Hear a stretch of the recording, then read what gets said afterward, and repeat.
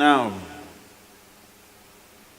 the essence of all this is, first thing is to understand the nature of how existence is happening.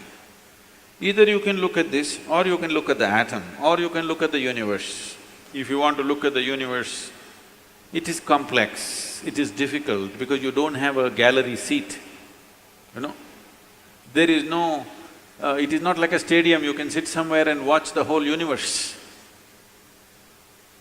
Very difficult, you can only see it in pieces.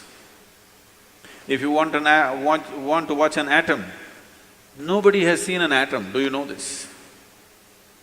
Do you know this? Even in a super electron microscope, you can't see an atom. We have observed its activity, but we have never seen an atom as such. But we have broken it. We are capable of breaking things that even we cannot see. That's our…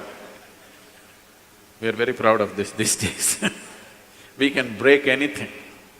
We can make it or not is a questionable thing, but we can break anything we want. Even if we cannot see it, we can break it.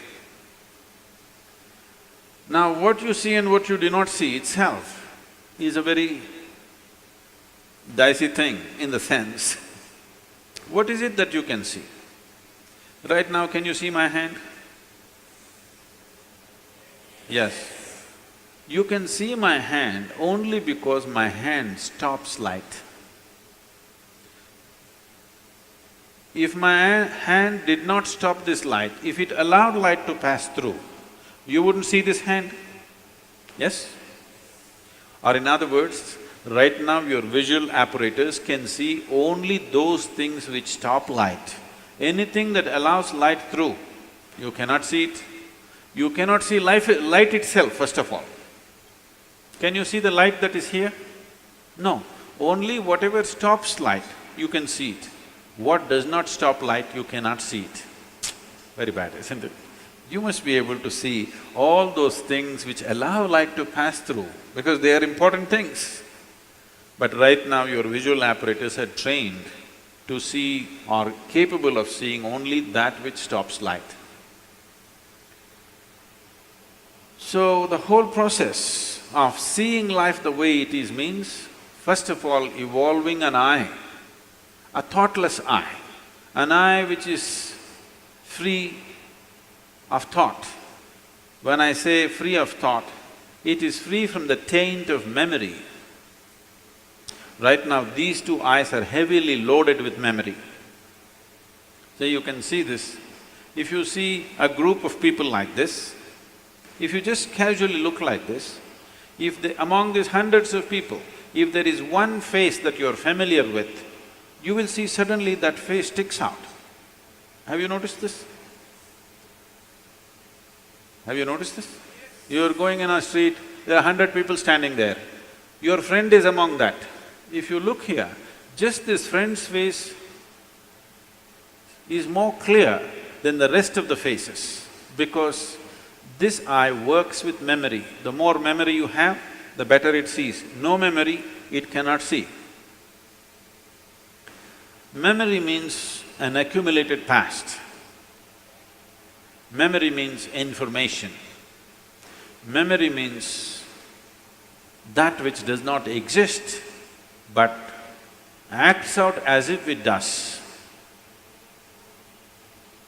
Memories are more real than reality, isn't it so? Yes or no? See, I want you to understand, everything in your life is run by memory. Not just your computer stick, everything in your life. When I say memory, not just what you carry here, your very body is a body of memory. Why? If you eat a banana, it becomes a masculine body, and if she eats a banana, it becomes a feminine body, is simply because of the memory that it contains, isn't it? The information that is stored in this body and that body is different. Same banana, it becomes a man, same banana, it becomes a woman. Yes or no? Huh? Are you eating different types of bananas?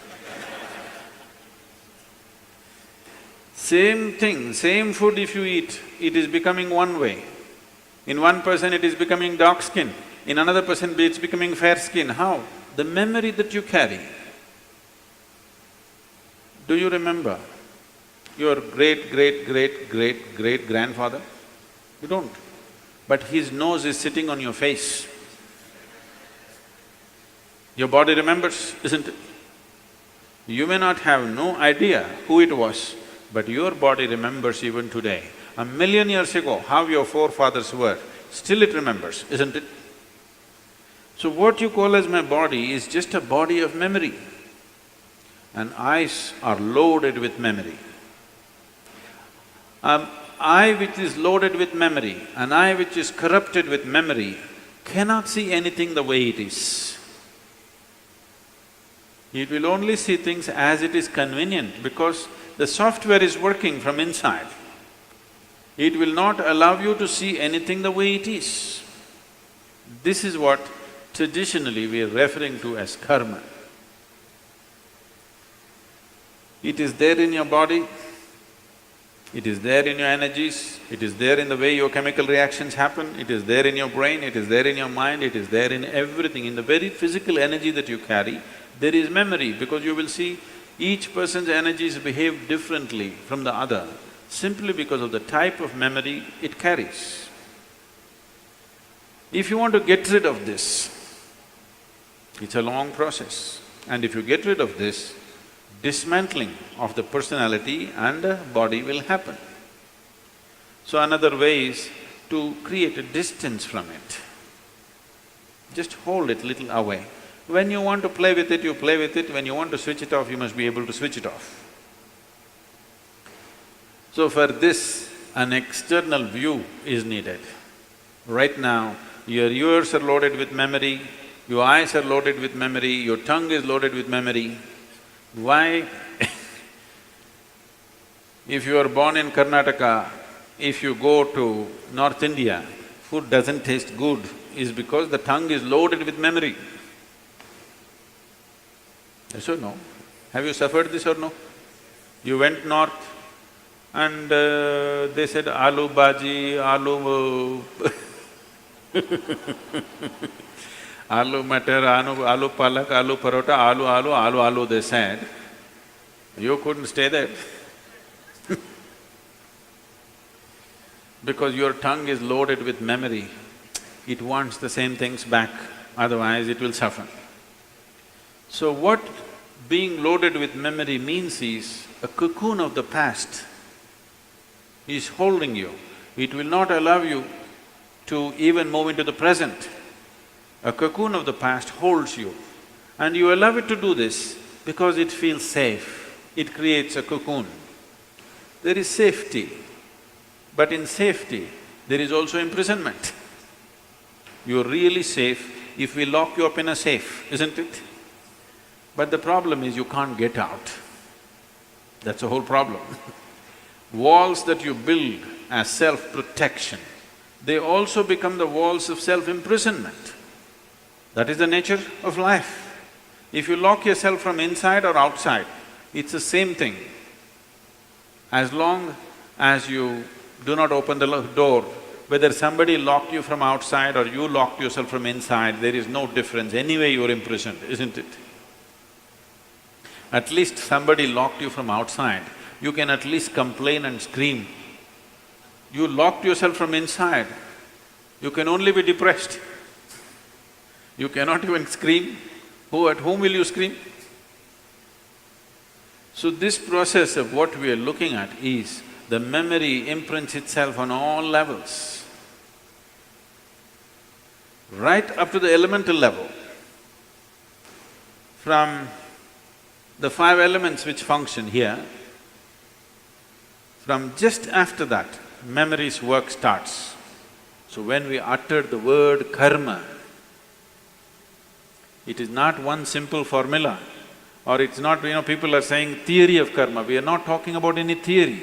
We are referring to a certain reality. Karma means memory, action and memory. Past action exists only in the form of memory, isn't it so? Yes? Memory, not just what you carry here, every cell in the body carries its own memory. Why one atom behaves differently from another atom, though the same ingredients is, it has a memory. A hydrogen atom has one kind of memory, oxygen atom has another kind of memory. Unless you mix them up, they will continue to behave like that. It is in a small circle, you are in a little larger circle, the universe is in a much larger circle, but the same memory rules all of it. So when we said karma, we are not talking about some concept or philosophy, we are referring to a certain reality which is finding manifestation as who you are. The very shape of your body is because of memory.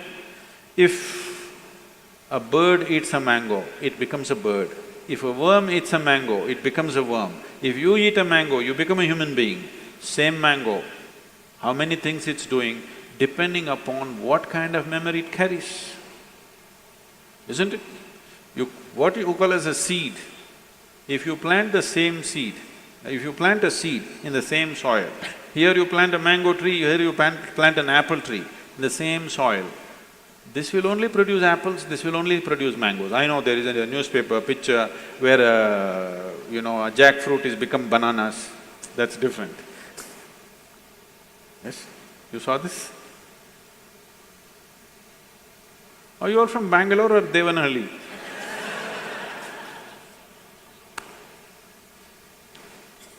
No, you didn't see this? A bunch of bananas are coming out of a jackfruit for some reason. That's a freak. And that's happened because of some mix-up. We don't know who did the mix-up. But essentially, if you… in the same soil, if you plant an apple seed and a mango seed, this will only produce apples, this will only produce mangoes, because seed is a certain amount of memory, isn't it? Whether it is a seed of a plant or your father's seed which entered your mother's womb, it is just memory and memory and memory, isn't it so?